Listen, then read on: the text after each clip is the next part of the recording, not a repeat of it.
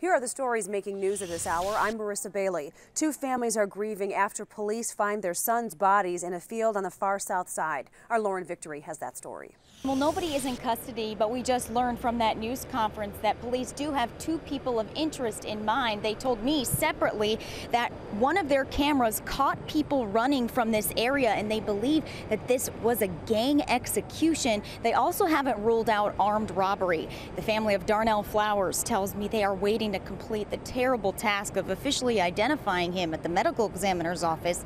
They say the 17-year-old liked to wrestle, play basketball, and football. His 16-year-old classmate at Fanger High School was Rayson Turner. Distraught family members say he is the second teen found dead. Rayson was also big into sports. Now, about 40 minutes ago, investigators briefly returned to the field where Darnell and Rayson were found shot to death. Community activist Andrew Holmes joined in as they checked out something in the wooded area off of 131st near Eberhart. Earlier this morning, family members sobbed in front of the crime tape as their worst fears came true.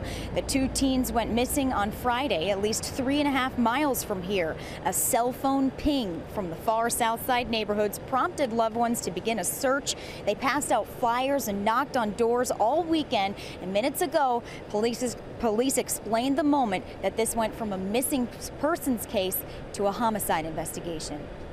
And the detectives were following up on whatever leads they could, and they were actually with the mother of one of these young men when the mother received a message and said, "Hey, I just received a message that my son could be found over in this wooded area." They went over there together and began searching, and the detectives found him.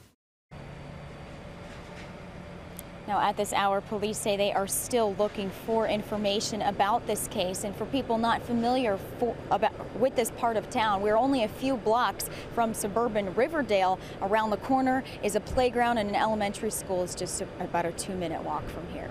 And CBS 2's meteorologist Megan Glaros has a look now at your Monday forecast. Hey everyone, I'm meteorologist Megan Glaros. We are at marginal risk for severe storms out there today, specifically coming into play a little bit later on into the afternoon and early evening. Main threat will be from winds, but could potentially also be from isolated tornado activity out there today, specifically south and west of the city. Those are the areas that we have the most concern from at this point. Also could see some heavy rain coming in with some of the heavier showers and storms. So it's definitely a day where the weather bears watching. Be careful out there and stay safe.